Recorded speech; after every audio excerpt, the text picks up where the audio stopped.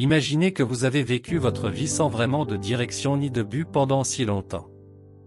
Vous avez essayé de trouver votre chemin, mais vous semblez toujours vous retrouver dans une impasse. Alors vous priez Dieu pour qu'il vous guide, et il vous présente le Saint-Esprit.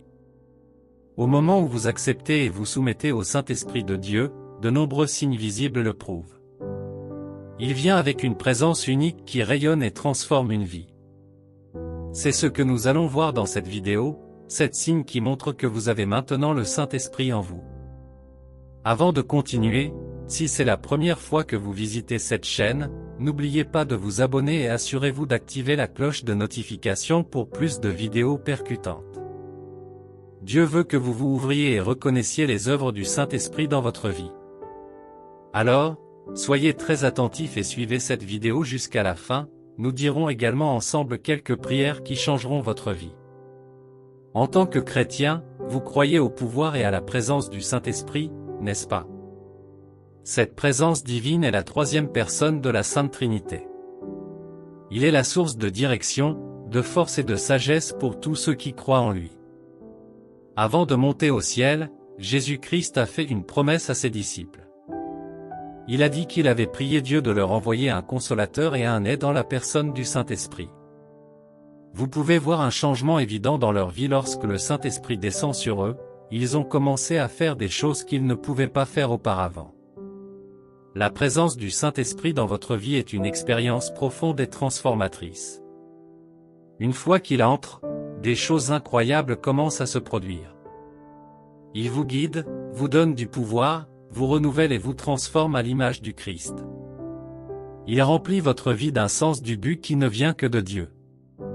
Mais comment pouvez-vous savoir que vous êtes rempli du Saint-Esprit? Il est très facile de prendre tout cela pour de simples coïncidences. Eh bien, ce n'est pas du tout une coïncidence. Certains signes indiquent la présence du Saint-Esprit dans votre vie. Ils peuvent ne pas être évidents au début, mais à mesure que vous grandissez dans votre relation avec Dieu, ils deviennent évidents. Plus vous en apprenez sur le Saint-Esprit, plus vous réalisez qu'il est la réponse que vous recherchez. Alors, quels sont ces signes? Numéro 1. La manifestation des fruits du Saint-Esprit dans votre vie. Galates 5, 22-25 dit. Mais le fruit de l'Esprit, c'est l'amour, la joie, la paix, la patience, la bonté, la bienveillance, la fidélité, la douceur, la maîtrise de soi. La loi n'est pas contre ces choses. Ceux qui sont à Jésus-Christ ont crucifié la chair avec ses passions et ses désirs. Puisque nous vivons par l'Esprit, marchons selon l'Esprit. Ces fruits sont des indicateurs de la présence du Saint-Esprit dans la vie d'une personne. La manifestation de ces fruits dans votre vie est un signe que vous marchez dans l'Esprit. Le Saint-Esprit est souvent appelé l'Esprit de paix. C'est parce que c'est seulement par lui que vous pouvez expérimenter l'amour de Dieu, la joie authentique et la paix au milieu du chaos. Lorsque vous portez ces fruits, ils renforcent la foi dans votre cœur. Vous pouvez croire que quoi qu'il arrive, Dieu est aux commandes. Cette foi apporte patience et maîtrise de soi dans chaque situation. Le Saint-Esprit vous aide à résoudre les malentendus de manière pacifique et aimante. Il vous donne également la sagesse de répandre l'amour de Dieu à tous ceux que vous rencontrez. Tous ces fruits qui se manifestent dans votre vie sont un signe clair de la présence du Saint-Esprit. Numéro 2. Courage et audace. C'est un autre signe que vous avez le Saint-Esprit en vous. Il vous donne l'audace et le courage d'affronter des situations difficiles et accablantes. La Bible dit, « L'Esprit que Dieu vous a donné ne vous rend pas timide, au contraire, il vous donne force, amour et autodiscipline. » De quelle autre preuve avez-vous besoin? Ce passage des Écritures dit tout. Vous avez le Saint-Esprit qui habite en vous, c'est pourquoi vous pouvez faire face à toutes ces difficultés, les mêmes qui vous ont accablé dans le passé. Vous souvenez-vous du consolateur que Jésus a promis à ses disciples avant son ascension au ciel? Lorsqu'il est venu sur eux le jour de la Pentecôte, il les a remplis d'audace.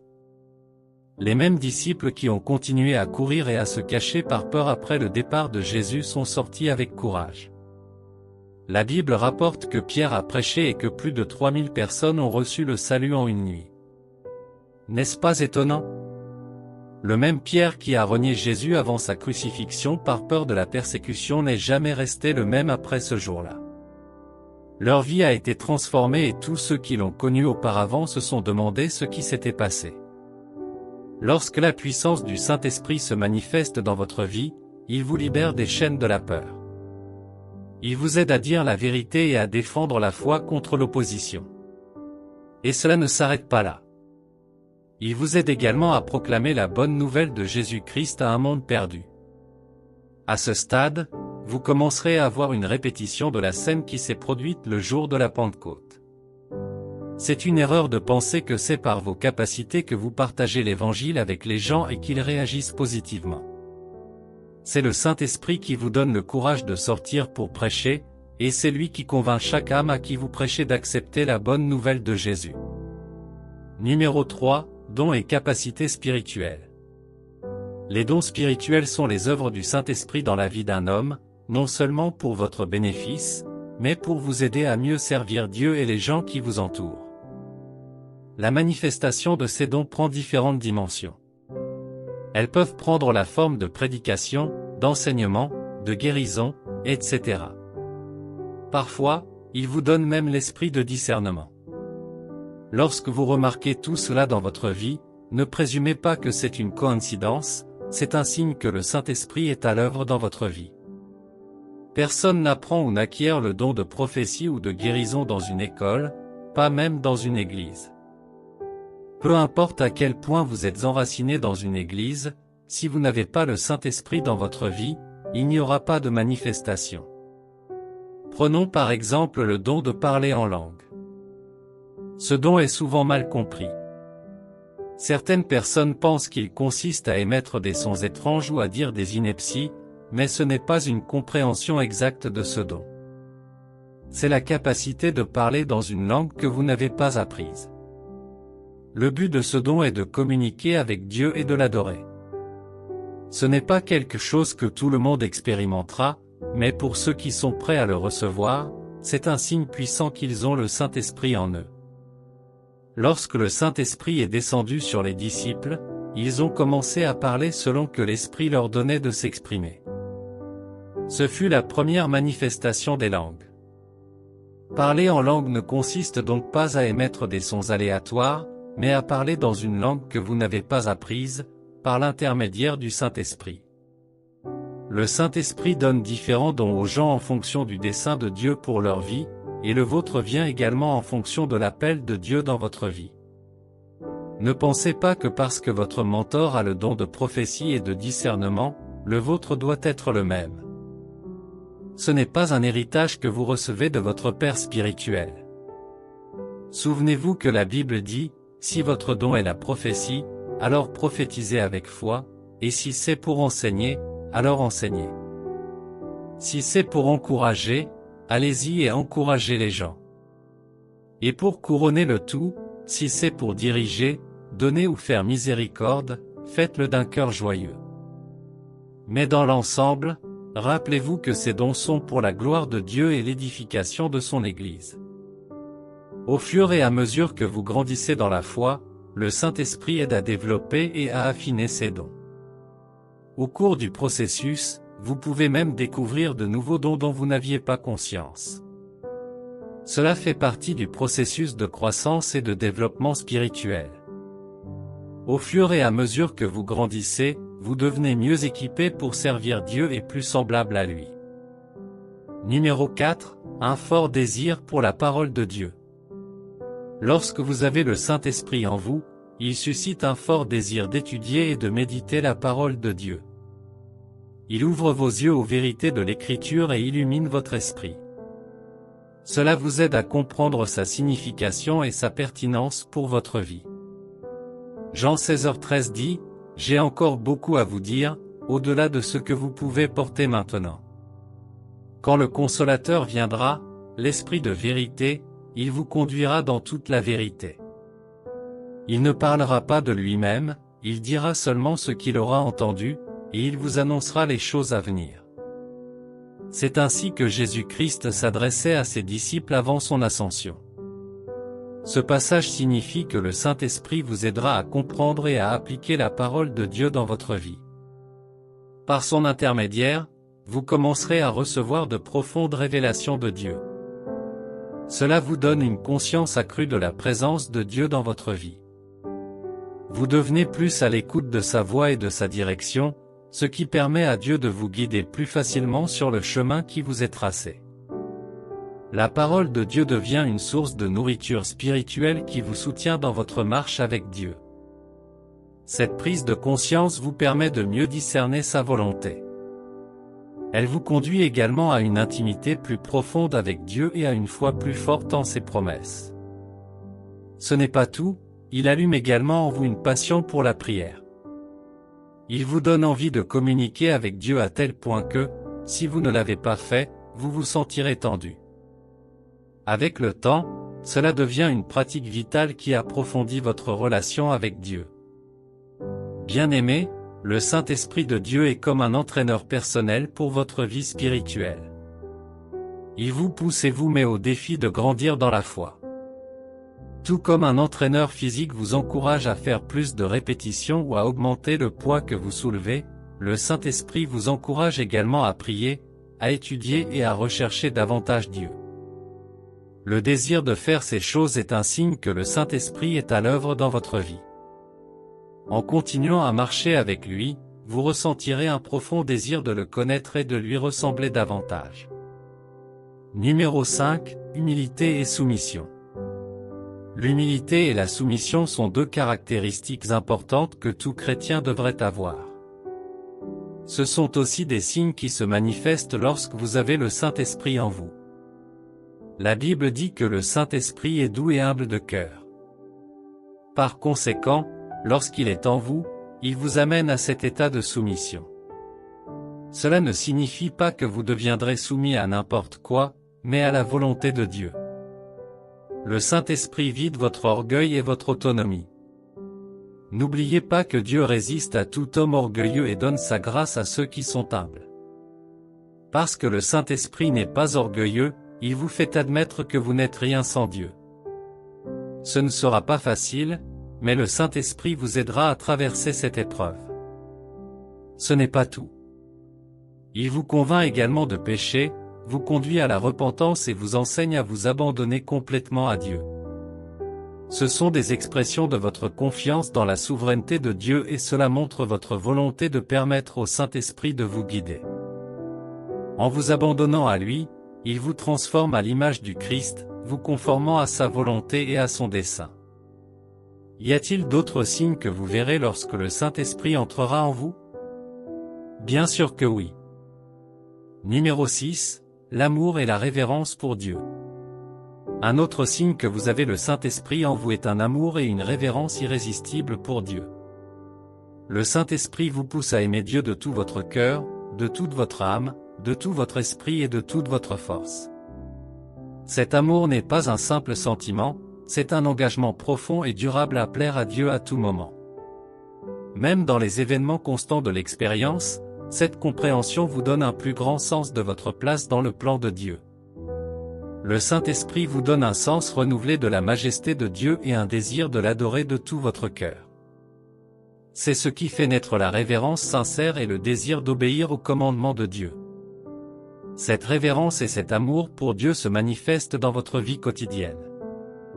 Lorsque le Saint-Esprit est en vous, vous ne pourrez pas résister à la transformation qui vient avec sa présence. Numéro 7, la libération du péché. Lorsque vous avez le Saint-Esprit en vous, votre amour pour Dieu vous fait haïr le péché. Il suscite un désir profond de vivre une vie qui honore Dieu.